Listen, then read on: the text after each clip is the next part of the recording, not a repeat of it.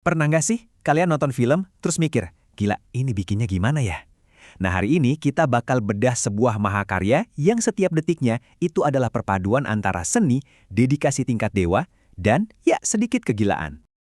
Kalau kita ngomongin film animasi zaman sekarang, pasti yang kebayang langsung grafis komputer yang super canggih kan, yang mulus, yang keren. Tapi, gimana kalau saya bilang, salah satu film animasi paling indah yang pernah ada, itu dibuatnya sama sekali nggak pakai komputer.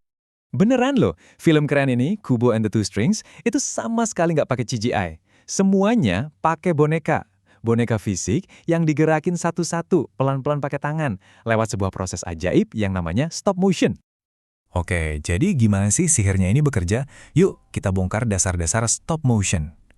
Konsepnya kedengaran simpel sih, tapi percaya deh, di baliknya itu tingkat kerumitannya luar biasa. Intinya gini, stop motion itu seni menciptakan ilusi gerak. Yang kita lihat di layar kan gerakannya mulus banget tuh. Padahal aslinya itu cuma gabungan ribuan foto. Setiap gerakan kecil, bahkan cuma kedipan mata, itu semua hasil jepretan foto dari sentuhan tangan manusia yang presisi banget. Prosesnya tuh ya kira-kira gini, atur pose bonekanya, jepret, geser tangannya sedikit, dikit banget, jepret lagi, geser kakinya, jepret, dan ini diulang terus-terusan ribuan kali. Nanti pas semua fotonya disatuin, wush, bonekanya kayak hidup sendiri di depan kita. Nah, disinilah kita mulai ngelihat segila apa kerjaan ini. Buat bikin 1 detik aja, 1 detik doang animasi yang kelihatan mulus di film, itu butuh 24 foto yang berbeda. Bayangin, 24 kali harus benerin posisi boneka, jepret, benerin, jepret, cuma buat 1 detik. Oke, kita hitung-hitungan bentar ya. 1 detik itu 24 foto.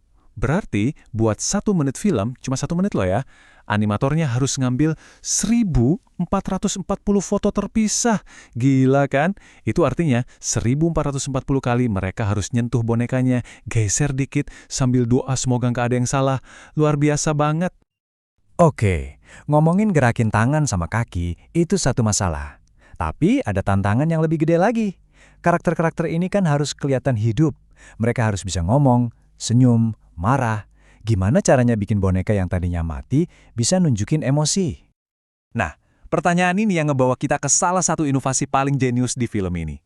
Jawabannya itu bukan sihir digital, bukan efek komputer. Tapi sebuah solusi fisik yang pinter banget, sekaligus rumitnya minta ampun. Jawabannya adalah wajah mereka bisa diganti-ganti. Serius, kalian gak salah dengar. Jadi tim produksinya itu ngeprint ribuan ekspresi wajah pakai printer 3D. Setiap kali karakternya ngomong atau ganti ekspresi, animatornya harus nyopot mukanya terus pasang muka yang baru. Frame per frame. Saking banyaknya muka yang dicetak, semuanya sampai harus dikasih kode biar gak ketuker. Oke, tadi kita udah bahas soal wajah karakternya. Sekarang coba kita zoom out dikit. Gimana caranya mereka bangun seluruh dunia miniatur yang kita lihat di film itu benar-benar dari nol? Jelas, sebelum boneka-boneka ini bisa digerakin, mereka harus dibuat dulu. Dan ini bukan mainan biasa loh. Setiap boneka itu udah kayak karya seni sendiri, dibuat sama para master. Di dalamnya ada kerangka super rumit biar bisa diposein dengan presisi di depan kamera. Dan dedikasi mereka ke detail itu, wah gila sih. Coba lihat ini, kulit bonekanya dibuat dari campuran silikon khusus biar kelihatan kayak kulit asli. Yang lebih gilanya lagi, rambutnya. Itu pakai rambut manusia asli. Beneran, helai per helai dipasangin biar pas kena cahaya pantulannya natural, nggak kayak plastik. Dan obsesi sama detail ini nggak berhenti di bonekanya aja. Semua yang kalian lihat di layar, setiap rumah, pohon, perahu, semuanya itu dibuat secara fisik.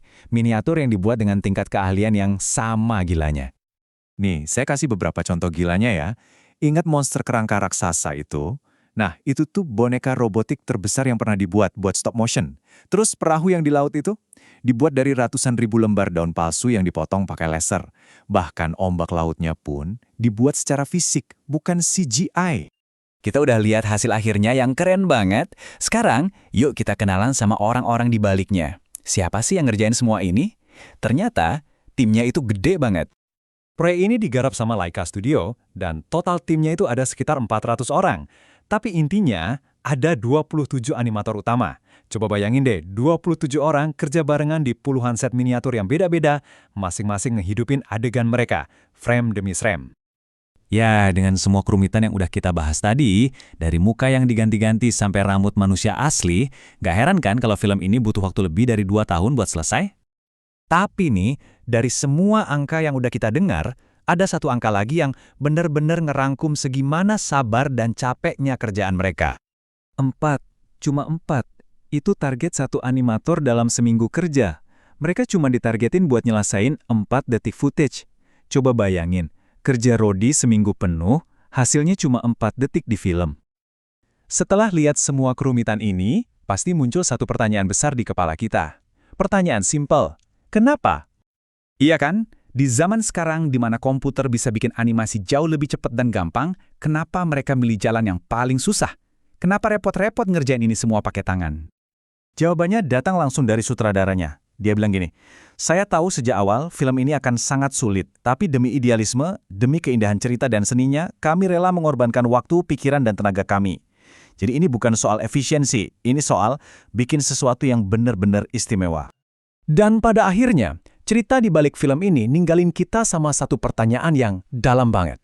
Di dunia yang serba cepat dan instan kayak sekarang, seberapa besar harga yang mau kita bayar buat menciptakan sesuatu yang benar-benar indah? Coba deh, pikirin.